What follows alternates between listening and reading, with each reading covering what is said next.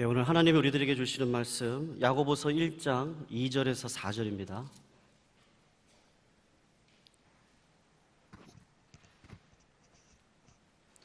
우리 세 절이니까요, 우리 같이 한 마음 한 목소리로 한번 같이 읽겠습니다. 네, 같이 읽겠습니다. 시작. 내 형제들아, 너희가 여러 가지 시험을 만나거든 온전히 기쁘게 여기라. 이는 너희 믿음의 시련이 인내를 만들어내는 줄 너희가 알미라. 인내를 온전히 이루라. 이는 너희로 온전하고 구비하여 조금도 부족함이 없게 하려 함이라. 아멘. 네, 아멘. 우리 옆에 있는 분하고 인사하겠습니다. 우리 당신의 얼굴을 보니 저의 인내력을 테스트하시네요. 한번 이렇게 인사할게요.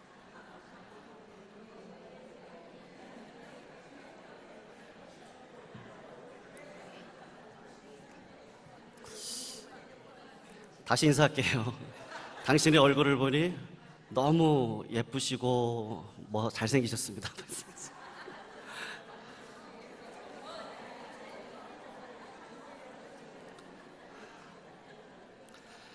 오늘 주제가 오래 참음이다 보니까 억지로 그렇게 했습니다.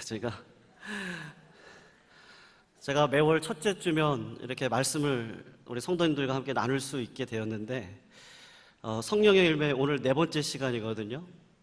그동안 한번 나눴던 거를 잠깐 이렇게 좀 서머리라고 할까요? 갈라디아서 5장 22절 23절을 보면 성령의 9가지 열매가 나오는데 첫 번째 열매가 뭔지 기억하셔요? 사랑. 두 번째가 희락, 기쁨. 우리 셋째 아이 낳으면서 여자가 아이를 품고 그때를 기다리면서 마음적으로 기뻐할 수 있다. 우리가 신앙이 그렇다. 그래서 기뻐할 수 있다라고 이야기를 제가 드렸습니다. 세 번째로 우리 교회 이름, 우리 대평안. 우리는 무조건 평안이죠. 평안. 평안은 우리의 발을 이 땅에 내딛고 살아가는 누구에게나 오는 그 두려움이 있는데 예수 그리스도 안에서 발을 딛고 살아가는 그때 주님이 주시는 평안을 그 성령의 열매를 우리가 맺을 수 있다라고 말씀을 드렸습니다. 오늘은 그 네 번째 시간으로 오래 참음에 대해서 야고보서 1장 2절에서 4절의 말씀을 갖고 나눠보기를 원하는데요. 우리 성도님들이 잘 아시는 대로 야고보서 1장을 보면 시험이라고 하는 단어가 몇 번 나옵니다. 근데 그 시험이라고 하는 단어를 사용할 때는 크게 세 가지로 사용이 되어지는데 첫 번째가 유혹입니다. 영어로 temptation이라고 하고요. 두 번째로는요, 고난인데 제가 일부러 영어로 쓰는 거에 대해서 용서해 주십시오. 이 원문으로 보면 영어로 이게 이해하기 편하거든요. 고난을 뭐라고 영어로 해석을 하냐면 long suffering입니다. 그러니까는 아주 장기간의 고난, 그리고 때로는 trial 이래가지고 시련, 그것을 시험이라고 이야기를 합니다. 마지막으로 하나가 있는데 그게 뭐냐? 믿음이 있느냐 없느냐, 믿음이 강하냐 약하냐를 놓고 시험이라는 단어를 야고보서에서는 그렇게 사용을 하고 있습니다. 그래서 성경을 창세기부터 요한계시록까지 보면 마태복음 4장을 보면요, 주님이 십자가에 달려 돌아가시는 그 사역의 완성을 위해서 스타트를 하실 때 사단이 그게 너무 싫으니까 광야 40일 금식기도 하실 때 주님을 향해서 세 가지 템테이션, 유혹을 하셨죠. 그때 마태복음에서는 주님이 시험을 받으셨다라고 말씀하십니다. 우리가 이 땅을 살아가다 보면요, 정말로 롱 서퍼링입니다. 고난이 한 번 왔어요. 근데 그 고난을 하나님의 은혜로 건넜습니다. 근데 또 고난이 또 찾아옵니다. 롱이에요, 롱. 트라이를, 매일같이 트라이를 해야 되는 그러한 고난이 우리들의 삶에 있어요. 욥이죠, 그게. 욥과 같이 이해할 수 없는 고난들이 찾아옵니다. 그리고 창세기 22장에 보면 하나님이 모리아산에 그 독생자 아들 이삭을 바치라는 그 이야기를 하죠. 이 사람이 믿음이 있는가 없는가, 믿음이 강한가 약한가를 이야기할 때 그것을 시험했다라고 이야기를 합니다. 사랑하는 성도님들, 우리가 사실 이 세 가지 의미 중에서 어떤 의미로도 우리는요, 시험을 원하지 않습니다. 맞죠? 우린 원하지 않아요. 여러분들도 경험하셨겠지만 학교를 다닐 때 시험이라고 하면 지긋지긋하게 보았고, 학교를 졸업할 때도요, 제가 학위를 통과할 때도 디펜딩을 하면서 지긋지긋하게 했습니다. 그래서 시험이 이제 끝냈냐니 했는데 한국에 와서 보니까 제 첫째 아이가 4학년이고 둘째 아이가 1학년, 초등학교 4학년 1학년인데 매 주간마다 받아쓰기가 있어요. 혼자 하면 좋겠는데 혼자 습관이 안 들으니까 제가 10문제씩을요 한 번도 아닙니다. 100점을 맞을 때까지 이렇게 해요. 그러다 보면요 4학년짜리 첫째 아이가 수학 문제를 들고 와요. 요새 4학년 문제는 저희 때랑은 틀립니다. 상당히 어려워요. 그래서 간간히 모르는 문제가 있으면 해답을 같이 풀어가는데 아이고 내 머리야. 내가 시험 스트레스 이젠 안 받겠다 했는데 자식을 통해서 또 받는구나. 제가 중학교를 경기도에서 나왔습니다. 그래서 경기도는 그 당시만 해도 시험을 보고 들어갔어요. 고등학교는 서울에서 나왔습니다. 뺑뺑이로 들어갔어요. 시험 안 보고 가겠다 그랬더니 학교를 갔더니 우반, 열반 나누는 테스트를 하더라고요. 그래서 시험을 보고 반 배치가 됐어요. 대학도 시험을 봐서 갔고 미국 유학도 토플 시험 점수를 넘겨서 갔습니다. 참 그런 시험을 치른다는 게 정말로 우리의 마음속에 싫어요. 뿐만 아닙니다. 잘못될 줄 알면서도 쉽게 우리가 극복하지 못해요. 계속해서 동일한 패턴으로 우리를 넘어뜨리게 만드는 유혹들이 우리들의 실제적인 삶 속에 있습니다. 근데 이런 것들이 없었으면 좋겠어요. 그리고 또 하나 우리를 힘들게 하는 시련, 시험, 고난, 어려움, 아픔 그런 건 그냥 육신의 몸을 입고 있는 우리들은 싫어요.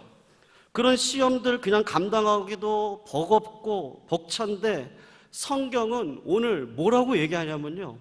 여러 가지 시험을 만나거든 기쁘게 여기래요.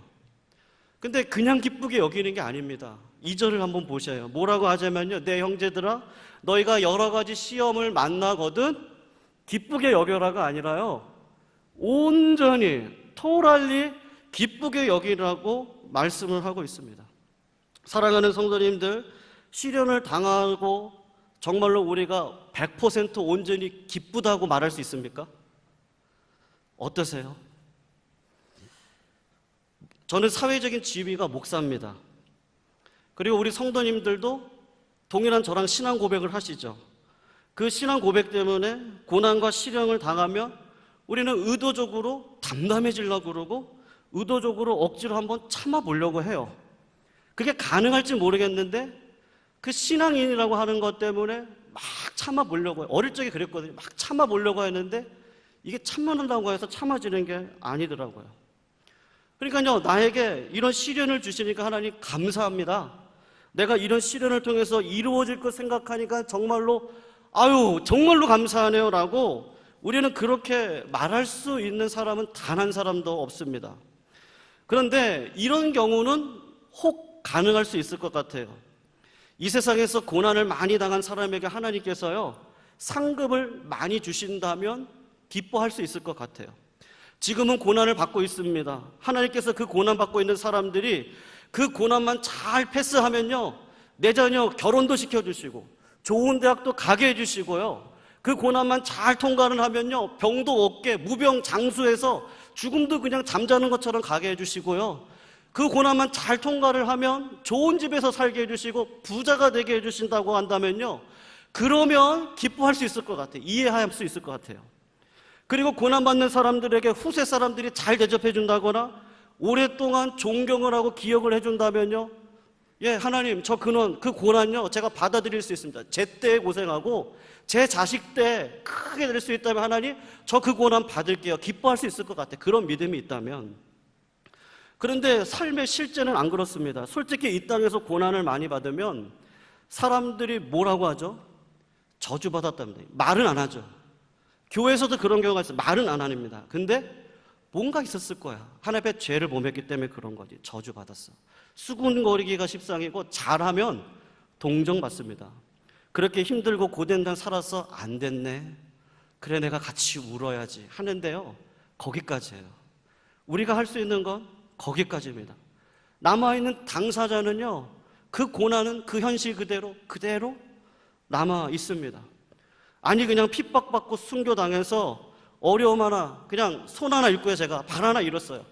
그리고 조국에 왔습니다. 조국교회 앞에서 평안교회 와가지고 손 하나 잃고 발 하나 잃은 거예요. 그렇게 막 간증을 해요. 손 하나 잃었을 때 주님이 얼마나 영혼들을 불러왔는지 그런 간증을 하면 아마 여기 계신 분들이 눈물을 흘리고 아멘 아멘 하는데, 집으로 돌아갈 때는요, 난 저런 삶을 못 살 것 같아. 그게 뭐죠? 그 고난에 대해서 우리가 동의하지 않고 전적으로 기뻐할 수 없습니다. 우리 실제 삶이 그래요. 일상적인 생활을 하다가 우리 남편분들 생업에 종사하다가 병을 얻습니다. 암이에요. 그러면 괜히 가족들에게 미안해요. 또 혼자 있으면 처량한 마음이 들어요. 그런데 그것 때문에 어떻게 내가 자부심을 갖고요, 기뻐할 수 있습니까? 정성을 들여서 키운 자식이 말을 듣질 않아요. 행여나 또 그 자식에게요, 언제까지 날 수 있을까 생각할 수 있는 그 병이, 병치레를요, 언제까지 해야 될지 모르겠는데 그걸 해야 돼요. 어떤 자식은 부모보다 먼저 하늘나라를 갑니다. 오늘 저희 제부 어머님은요, 오늘 돌아가셨어요. 제가 새벽 기도 마치고 갔더니 아내가 제부가 엉엉 울고 있다고. 그렇게 엉엉 울고 있는 상황에서 하나님 이 고난 주신 거 감사합니다, 정말로 감사합니다라고 말할 수 있는 사람이 있을까요? 그런데 오늘 본문은 그런 경우에도 기뻐하랍니다. 그런 경우에도 고난과 시련 가운데서도 기뻐하라고 오늘 말씀하십니다. 왜 기뻐해야 됩니까? 사랑하는 성도님들, 고난 자체는요, 우리에게 어떠한 경우에도 유익이 되지 않습니다. 다만 고난과 시험을 통해서 이룰 수 있는 그 성령의 열매, 오늘 본문을 보면 인내라고 나오는데, 그 인내를 이루면 우리는 즐거워할 수 있어요. 4절을 보면 그 이유가 나오는데, 온전하고 구비하여 조금도 부족함이 없는 인생을 살게 하시겠다라고 그 이유를 대고 있습니다. 소위 여기서 온전하고 구비하여 조금도 부족함이 없게 하겠다는 것은 부자가 되게 한다든지 무병장수한다는 의미가 아니라, 이 인내 자체가 그리스도의 성품이니까 인내를 통해서, 성품을 통해서 성품으로 살아갈 수 있는, 하나님같이 살아갈 수 있는 인생을 살 수 있도록 실제적으로 이렇게 살게 해 주겠다는 거예요. 그래서 기뻐하라고 말을 하고 있는 겁니다. 근데 우리 실제는 안 기쁘잖아요. 그래서 우리는요, 두 가지를 꼭 생각을 해보셔야 돼요. 첫째가 뭐냐 하면요, 고난은 절대로 저절로 좋은 성품을 만들어내지 않는다는 거예요. 고난을 많이 겪으신 분들, 저도 사역을 하면서 많은 분들을 만났거든요. 근데 가서 보면요, 정말로 종종입니다. 아주 가끔 그런 고난을 통과한 분들의 인격과 관대함을 소유한 사람들이 아주 가끔 있습니다. 대부분 고난을 만나시는 분들은 짜증과 원망과 세상을 부정적으로, 내 가족을 부정적으로 보고 있는 현실입니다. 저를 포함해서 그렇습니다. 왜냐하면 고난은 그 자체에 악한 영향력이 있어요. 고난은 절대로 고난에 머물지 않습니다. 고난은요, 심령에 영향을 줘요. 분명히 자기 힘으로 일어설 수 있거든요. 나갈 수 있습니다. 근데 누워 있어요. 자기 힘으로 기도할 수 있어요. 자기 힘으로 찬양할 수 있습니다. 그런데 기도의 능력을 다 잃어버리고 예배의 능력을 다 잃어버려요. 죽으려고 약을 들었다 놨다 하는 인생을 하게 됩니다. 거기에 멈추고 있지 않고 고난은 또 우리를요, 방탕으로 우리 인생을 끌고 가요. 저는 제가 아직도 잊지 못하는 두 분의 만남이 있었습니다. 청년 사역을 할 때 두 청년이었는데, 한 청년은 남자였고 한 청년은 정말로 이쁜 여자였어요. 청년이었어요. 한 청년, 남자 청년, 여자 청년이 두 사람 다 가정이 찢어지게 가난한 가정이었습니다. 한 남자 청년은 너무나도 가난해가지고요, 그 가난 때문에 깡패가 됐어요. 그래서 어두운 세계에서요, 힘이란 힘은 다 써봤던 사람입니다. 사람을 죽일 수 있을 때까지 때려본 사람이고요, 다단계를 통해서도 돈을 수십억씩 그렇게 했던 사람인데 예수 만나고 돌아온 거예요. 한 자매는, 제가 신방을 갔었는데 산동네였습니다. 산동네 굽이굽이 올라갔는데, 제가 아까 자매가 이쁘다 그랬잖아요. 어머니도 정말 이쁘시더라고요. 근데 아주 힘들게 사세요. 산 꼭대기에서 사세요. 근데 그 어머니도 그 미모로 어떤 남자를, 부자를 만났는데 이용만 당하고 내쳐져서 가난하게 산동네에서 살고 계시는 거예요. 근데 암이 걸리셔서 머리에 온 털이 다 빠졌습니다. 그 자매가 그 상황 속에서 돈을 벌 수 없으니까 몸을 파는 일들을 하기 시작을 했어요. 그러다가 정말로 하나님의 은혜로 교회로 돌아와서 회복이 되고 성경 공부를 하고 그런 가운데 그 집을 저희가 방문을 했던 적이 있었습니다. 그러면서 하는 얘기가 고난이 나를 이렇게 만들었는데 주님 만나 그 고난을 통과하고 이 고난을 견딜 수 있는 힘을 주신 그 하나님이 너무 고맙다고 그렇게 이야기를 하더라고요. 그러니까 고난은 우리를 방탕으로도 끌고 갑니다. 또 거기에 머무르지 않아요.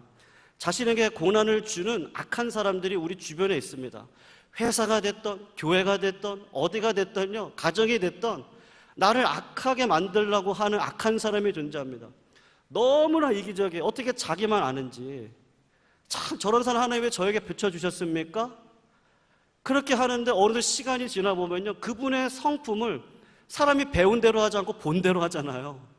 그분의 성품을 그대로 배워가지고 그렇게 하고 있는 내 자신을 발견하게 됩니다.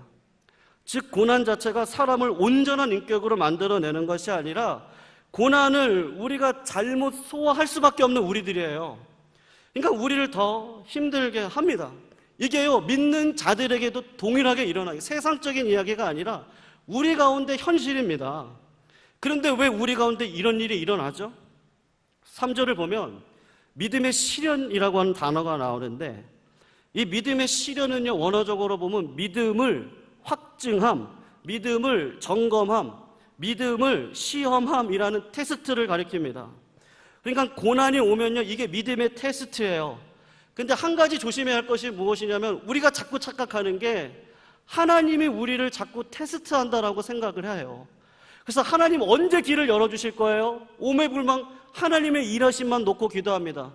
제 말씀을 오해하시면 안 됩니다. 하나님이 역사에 개입하셔서 일하시는 거 맞습니다. 그런데 하나님의 사랑하는 자녀들에게는 자유함을 주셔서 스스로 선택할 수 있는 권리를 주시거든요. 그러니까 다른 말로 이야기를 하면 우리가 우리 자신을 테스트해야 되는 게 이 믿음의 시련입니다.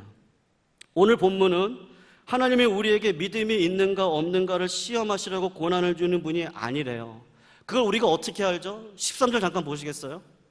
13절에 보면 뭐라고 말씀하십니까? 우리 같이 한번 읽어볼까요? 시작. 사람이 시험을 받을 때 내가 하나님께 시험 받는다 하지 말지니 하나님은 악에게 시험을 받지도 아니하시고 친히 아무도 시험하지 아니하신다고 분명히 말씀하고 있어요. 사랑하는 성도님들, 이거는요, 하나님이 우리를 테스트한다라고 생각을 하면 이것은 왜 잘못된 것이냐면요, 그것이 성령의 열매인 인내를 만들어낼 수가 없습니다. 하나님이 우리를 테스트하시는 분이라면요, 우리가 고난 중에 조금 힘들면 아까 말한 것처럼 그냥 내가 죽어보내지 이렇게 생각할 수가 있는 거예요. 그냥 그러다가 하나님이 주시는 상급 받으면 돼. 그 상급 때문에 꼭 참으면 됩니다. 속에 분이 차고 한이 맺혀서 그야말로 온갖 분노가 있는데 나는 말하지 않을 거야. 나는 참을 거야. 나는 꼭 하나님이 주신 이것을 꼭 패스할 거야. 그러면 하나님이 나에게 준비하신 상을 반드시 주실 거야. 그렇게 하면 제 생각에는 그 참음은 하나님의 성품인 인내를요, 절대로 만들어낼 수 없어요. 왜요? 이건 이것과 똑같습니다. 어떤 사람이, 제가요, 예를 들어서 사우나 한증막에 들어가서 10분 동안 견딜 수 있는가 없는가를 테스트하는 것과 똑같습니다. 어떤 분들은 사우나에 들어가시면 자기보다 먼저 들어온 사람이 먼저 나가야 그 다음에 나가죠. 예, 자기보다 3명이 먼저 들어가 있으면요, 3사람이 다 나갈 때까지 기다렸다가 나가시는 분들이 계셔요. 저를 포함해서요. 저는 이유가 틀립니다. 이게 시간이 몇 시인지 잘 몰라서. 어쨌든요, 그 참을성이 참 대단하지 않습니까? 하지만 그 참을성이요, 그리스도의 성품을 만들어내는 데는 의미가 하나도 없습니다. 우리가 고난을 당하면서 속으로는 골마 터졌어요. 속으로는 죽겠는데 아무 말도 하지 않고 꾹꾹 참는다면요, 그거는 하나님의 인내를 이룰 수가 없는 거예요. 차라리 시편 기자가 정직한 거예요. 하나님, 나를 저주하는 저 사람 혀를 잘라주세요. 그렇게 얘기를 하거든요. 저 사람의 자녀들을 3대, 4대, 5대를 멸해주세요. 하늘 앞에 가서 몸부림을 치고요, 기도를 하는 거예요. 그게 인내라고 하나님은 말씀을 하시거든요. 그래서 이게 생각을 우리가 바꿔야 될 게 뭐냐, 고난을 통해서 믿음을 점검하는 사람이 하나님도 맞지만 내 자신이라는 것을 우리가 먼저 기억을 하셔야 됩니다. 고난 가운데서 내가 정말로 하나님을 온전히 의지하고 살아왔습니까?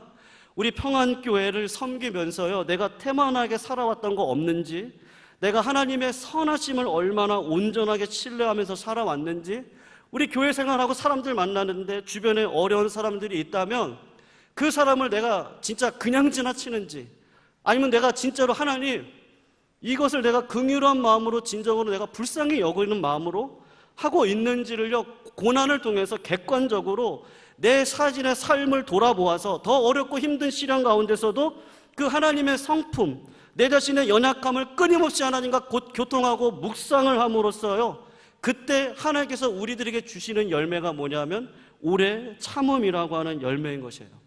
그래서 고난은 저절로 사람의 인격을 성숙하게 만드는 것이 아니고, 고난이 오히려 우리를 황폐하게 하고 초라하게 만드는데, 그 고난의 믿음의 점검을 내가 매일같이 실제적으로 몸부림치며 살아갈 때 하나님은 그때 참 이상하게도 성령을 주셔서요, 살아갈 수 있고 열매를 맺을 수 있는 힘을 주시더랍니다. 아멘이시죠?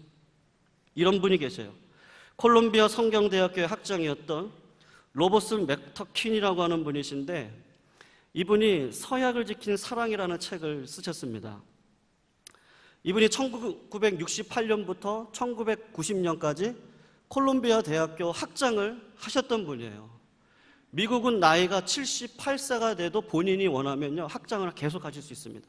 85세가 돼도 본인이 원하면 그 학장 일을 계속할 수 있어요. 그런데 이분이 젊은 나이 되셨는데 22년 하시고 그만두신 거예요. 그러면서 유명한 연설을 하나를 했는데, 그분이 사임을 하게 된 이유를 거기서 밝혔습니다.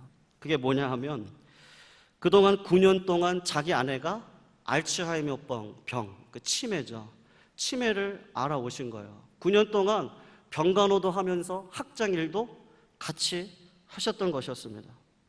근데 9년 동안 병 치료하는 이것을 옆에서 도와줬는데, 그 아내가요, 자기와 함께 있기를 더 좋아하고, 자기가 없으면, 학교에 가 있으면 우울해하고, 내가 있으면 기뻐하니까 내가 그와 함께하기 위해서 학장직을요, 그만두신 겁니다.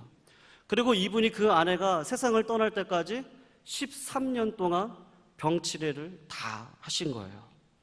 그리고 아내가 돌아가셨습니다. 그리고 난 다음에 그분이 인터뷰를 하셨는데 이렇게 하셨어요. 뭐라고 말씀하셨냐면, 나는 내가 포기한 것이 있다고 생각하지 않습니다. 우리들의 삶은 우리가 계획한 대로 되지 않습니다. 저는 그냥 주님이 되게 해주신 사명을 받아들였을 뿐입니다. 저는 그냥 하나님의 주권에 순종했습니다. 내가 아내 기저귀를 갈지 않았다면 내가 무엇을 할 수 있을까라든지, 내가 아내에게 저녁을 차려주기 위해서 2시간 동안 허비하지 않았다면 그 시간에 내가 무엇을 해줄 수 있을까를 묻지를 않았습니다. 나는 지난 40년 동안 나를 위해 살아준 내 아내를 위해서 남은 40년을 내 아내를 위해서 산다고 할지라도 나는 그 은혜를 갚을 길이 없습니다 라고 이야기를 하셨거든요. 제가 그 책을 보면서 참 이게 고난이 만들어준 인내의 열매구나 라는 생각을 했습니다. 아마 이분은 결혼 서약을 기억하셨는지 모르겠어요. 언제나 내가 너와 함께 하겠다고. 우리 한국식으로 하면요, 검은 머리가 팥뿌리가 될 때까지, 기쁘거나 슬프거나 건강할 때든지 병들 때든지 어떤 경우와 당신과 함께 하겠다고 하는 그 약속을 지키기 위해서 병들어서요, 도저히 스스로 아무것도 할 수 없고 그 입으로요, 고맙다고 이성적으로 말할 수 없는 그 아내를 수종 들면서 오히려 하나님께서 나에게 맡기신 일이니까 하나님 이 일을 왜 맡기셨습니까? 묻지 않고 오직 하나님이 맡기신 일이라고 순종하겠다고 그렇게 그 일을 감당해 나가신 것이에요. 그런데 여러분, 그분이 정말로 마음에 불안하고 두렵고 떨리고 때리는 분노가 견딜 수 없을 만큼 찾아왔던 적이 없었을까요? 아마도 분명히 있었을 것이라고 저는 확신을 합니다. 그렇게 힘들고 어려운 시간을 이분도 보내셨을 거예요. 시련의 때에. 그런데 그럼에도 불구하고 얼마나 신실하게 자기를 점검하고요, 하나님을 바라보았을까요? 어렵고 힘들어서 잠을 이루지 못할 때 얼마나 기도의 내용이 없잖아요. 그냥 하나님 앞에 아버지라고, 그냥 하나님, 그냥 부르짖는 것밖에 뭐 있겠습니까? 근데 그 시간을요, 그렇게 고통스러운 시간을 하나님의 이름을 불러가면서 어떤 순간도 하나님을 부인하지 않겠다고, 어떠한 순간도 하나님의 선하심을 붙들지 않겠다고 몸부림치는 그 과정을 통해서 하나님은 인내의 열매를 주셨고, 오히려 그분 때문에요, 넉넉하고 여유가 있고 다른 사람을 섬길 수 있는 그 큰 그릇으로 사람을 만들어 주셨어요. 이분이 다시 콜롬비아의 명예 총장으로 다시 돌아가셨습니다. 하나님께서 그렇게 갚아주시더라고요. 사랑하는 성도님들, 절대로 우리의 인격은요, 고난을 만난다고 되어지는 것이 아니라 그 고난을 내가 어떻게 반응하느냐에 따라서 달라질 수가 있습니다. 그런데 우리가 어떻게 그렇게 반응할 수 있을까? 이분처럼 어떻게 반응할 수 있겠습니까? 그래서 두 번째로 생각을 해야 될 게, 우리가 궁극적으로요, 솔직하게 정직하게 한번 물어보십시오. 내가 궁극적으로 추구하고 있는 게 뭐냐는 겁니다. 이게 무슨 뜻이죠? 만약 우리가 궁극적으로 추구하는 게 단순히 형통하고 편안한 삶이라면 고난이 인내를 만들어내는 것은요, 잠깐의 감동은 있을지 모르지만 아무 의미가 없어요. 어떤 분은 저한테 그렇게 얘기를 하시더라고요. 뭐라고 말씀하시냐면, 내가 부족하고 내가 불편한데 고상한 인격에 뭔 필요 있냐고, 감사도 충족하게 넘치고 가진 거 별로 없고 배고픈데 늘 감사함으로 산다는 거, 그거 허무주의 아니냐고, 기독교가 그거 허무주의 아니냐, 이 땅을 살아가면서 하나님이 능력의 하나님이시고 치유의 하나님이신데 병도 고쳐주시고 부자도 되게 해주시고 자식도 잘 되게 해주시고 좋은 대학도 들어가게 해주시고 그거 갖고 떵떵하게 가져서 베풀고 살면 그게 얼마나 좋으냐고. 없는데요, 넉넉하다고, 온화하게 보인다고, 온유한 것처럼 살아가는 게 그게 무슨 의미가 있겠냐고. 다 배불러야 할 수 있는 거 아니에요? 그렇지 않고 기독교는 그럼 허무주의 아닙니까? 어떤 분이 물어보더라고요. 사랑하는 성도들, 제가 한번 질문 드릴 테니까 한번 둘 중에 하나 선택해 보세요. 인내를 통한 성숙한 인격과 현금 100억이 있습니다. 둘 중에 뭐를 선택하시겠습니까? 한번 옆에 있는 분에게 물어봐 주세요. 당신은 뭐를 선택하시겠습니까? 한번 묻겠습니다. 무엇을 선택하시겠습니까? 네? 솔직하게요. 솔직하게요. 네? 네?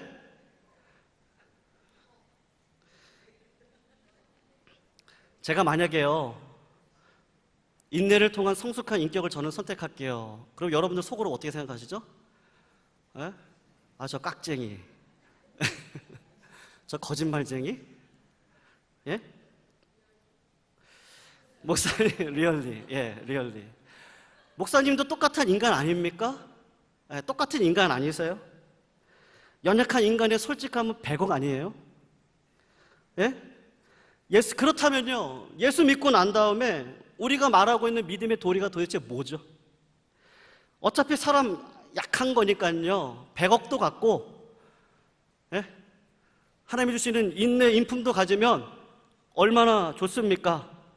만약에 그렇다면요, 예수 그리스도를 믿고 고난받고 주의 영광을 위해서 주님의 그 인격을 담기 위해서 우리가 당하는 인내와 시련, 지금도 기도 제목들이 안 이루어진 게 우리에게 얼마나 많아요. 그렇다면 그 의미가 도대체 뭡니까? 아니, 예수 믿는다는 게 도대체 뭐냐고요. 내가 이 땅을 하나님의 제자로 살아간다고 하는 그 의미가 도대체 무슨 의미겠느냐고 한번 솔직하게 우리가 반문을 해봐야 됩니다. 저도 마찬가지입니다.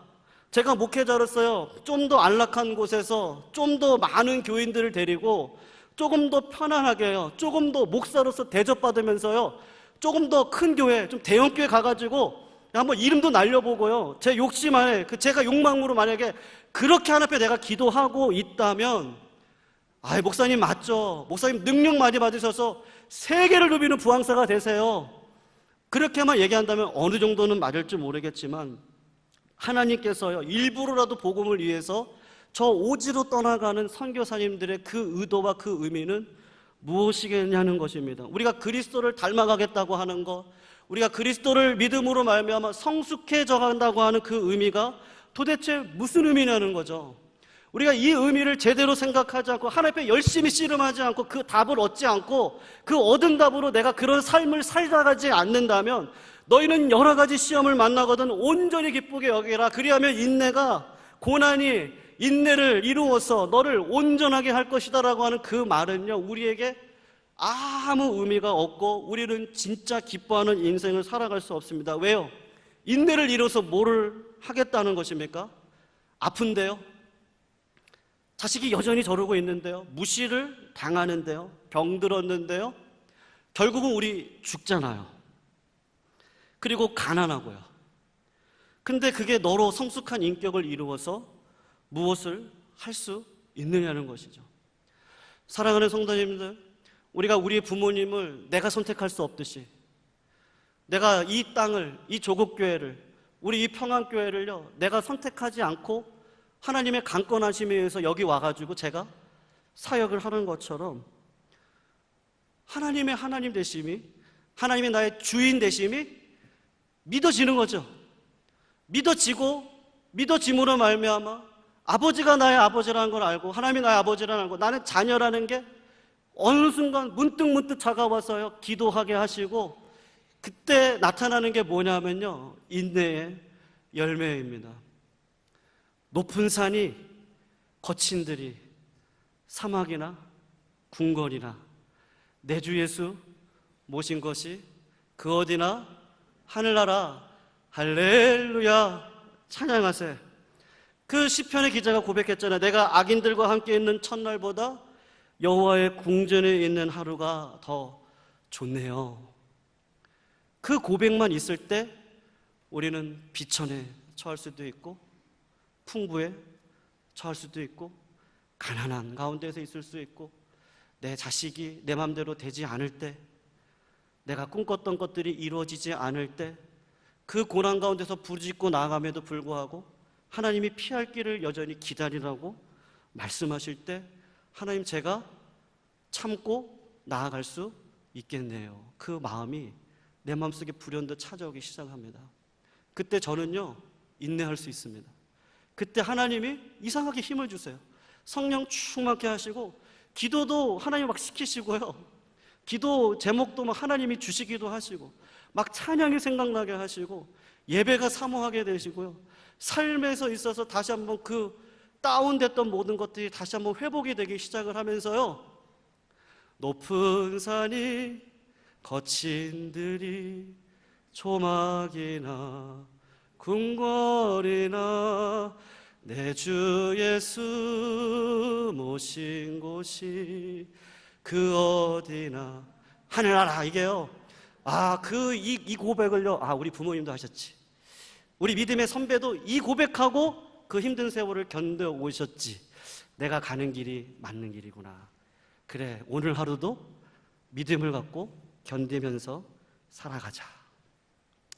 사랑하는 성도님들, 다윗도 똑같은 고백하죠. 내가 사망의 음침한 골짜기를 다닌다 할지라도 해를 두려워하지 않을 것은 여호와께서 나와 함께 하심이라. 나의 평생의 선하심과 인자하심이 정녕 나를 따르니 내가 여호와의 집에 영원히 거하리라. 그때 인내는 찾아옵니다. 하나님이 주십니다.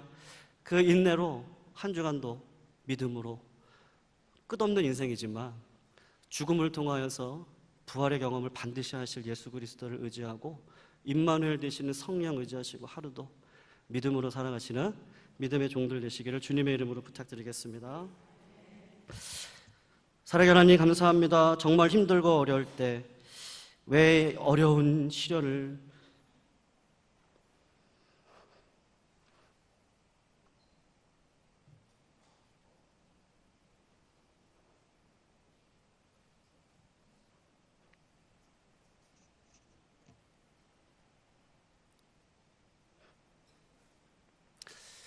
우리 말씀 붙들고 한번 기도하겠습니다. 다 같이 기도하겠습니다. 사랑의 하나님, 감사합니다. 우리의 은혜가 정말로 주님 앞에 늘 감사의 인생으로 살아갈 수 있도록 주님께서 인도하여 주시옵소서. 주님을 따라가는 인생이기에 하나님 시련이 있고 실패가 있고 어려움이 있다 할지라도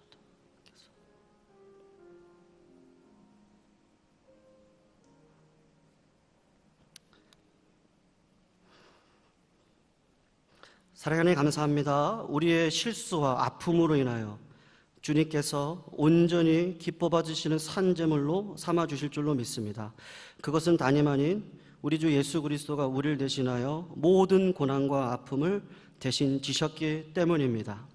그것 때문에 우리가 이길 수 있고 살아갈 수 있다면 앞으로의 인생도 주님의 힘이 아니면 살아갈 수 없는 우리들입니다. 하나님께서 우리들에게 힘을 주시고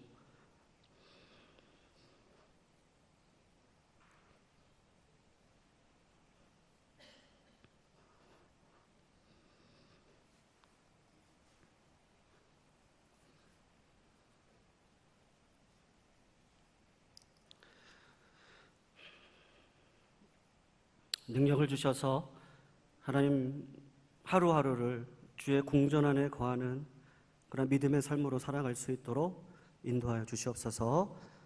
예수님의 이름으로 기도합니다.